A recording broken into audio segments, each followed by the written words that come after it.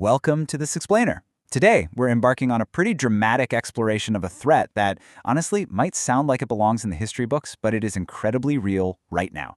We're going to map out the rise, the fall, and the really alarming return of Somali piracy. It's a massive story, one of complete state collapse, global economics, and some of the most unprecedented military alliances we've ever seen. Let's get right into it.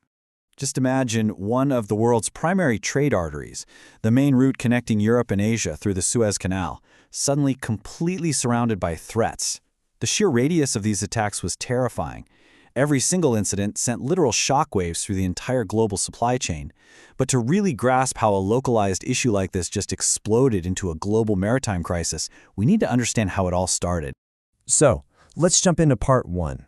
Origins, collapse, and exploitation. You see, this whole thing didn't just happen overnight.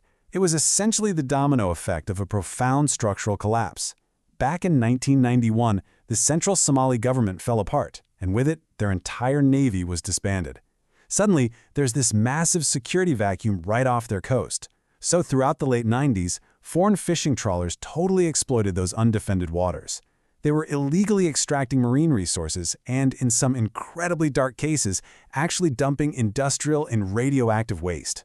In response, local Somali fishermen banded together in the early 2000s. They formed armed defensive groups just to protect their waters. But that defensive posture, it escalated really quickly. Driven by poverty and, frankly, the lure of huge money, these groups pivoted from deterring trawlers to actively hijacking commercial ships for massive ransoms. And there's a really bitter irony at the heart of all this. Researchers call it an imbalanced resource swap. Get this. The Somali economy was losing an estimated $300 million every single year to illegal, unreported fishing by foreign vessels. That completely dwarfs the multi-million-dollar ransoms the pirates were demanding. Now, while those initial grievances about stolen wealth were absolutely real, their solution quickly morphed into a highly organized criminal enterprise that terrorized international waters. That leads us directly to part 2, the human and economic toll. This piracy epidemic levied a staggering toll on global trade. At its absolute peak in 2011, Somali piracy cost the global shipping industry and governments around the world $7 billion. That's billion with a B. Shipping companies literally had to reroute their massive vessels completely away from the Gulf of Aden. That meant drastically higher fuel costs, way longer transit times, and skyrocketing insurance premiums. And you guessed it, all those massive logistical burdens eventually trickled right down to the prices you and I pay for everyday consumer goods. But, the numbers on a ledger really pale in comparison to the human toll here. Just in the year 2010 alone, 2,753 individual seafarers were subjected to pirate attacks. Out of those, over 1,000 were captured and held hostage, sometimes for months, sometimes for years. The reality for those captives was just horrifying. A major report from 2012 documented the exact human cost of this crisis, detailing the severe physical and psychological trauma these crews faced. We're talking about profound, long-term distress, physical abuse, and incredibly harsh conditions that haunted these individuals long after they finally made it back home to their families. And what's absolutely crucial to understand is that it wasn't just international crews paying the price. Ordinary Somalis suffered immensely too. It was a 360-degree tragedy. Innocent Somali fishermen were actually killed when armed guards or navies tragically mistook them for pirates. Back on land, the sudden influx of millions of dollars in ransom cash caused rampant local inflation, which made everyday survival so much harder for the average citizen. Communities saw spikes in drug and alcohol abuse. These heavily armed syndicates became totally tangled up with regional arms smuggling. Plus, countless young, disaffected Somali men ended up losing their lives at sea in these super perilous hijacking attempts.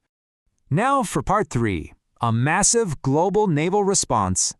Faced with a multi-billion-dollar economic crisis and completely unacceptable human suffering, the international community stepped up with a naval armada of unprecedented scale.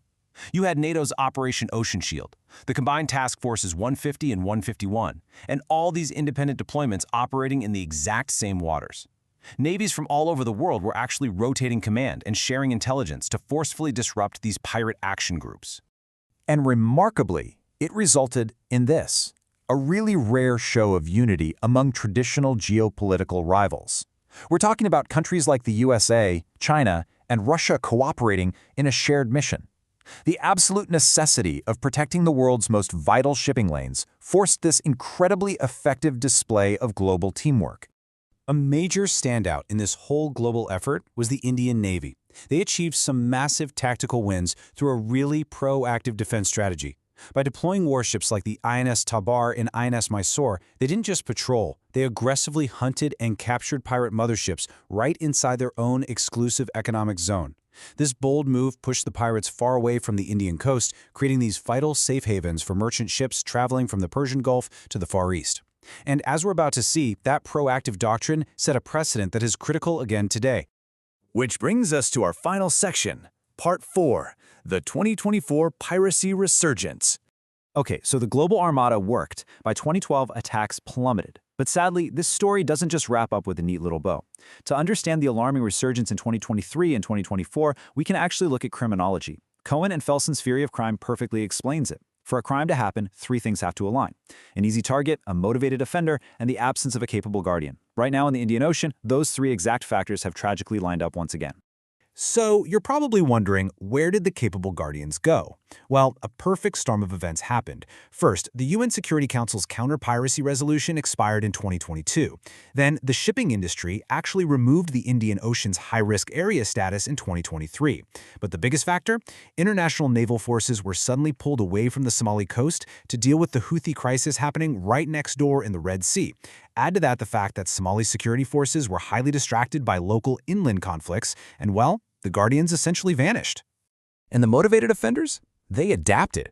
Modern pirate action groups are now hijacking smaller fishing vessels, called dhows, and using them as disguised motherships. This is a terrifying tactical shift.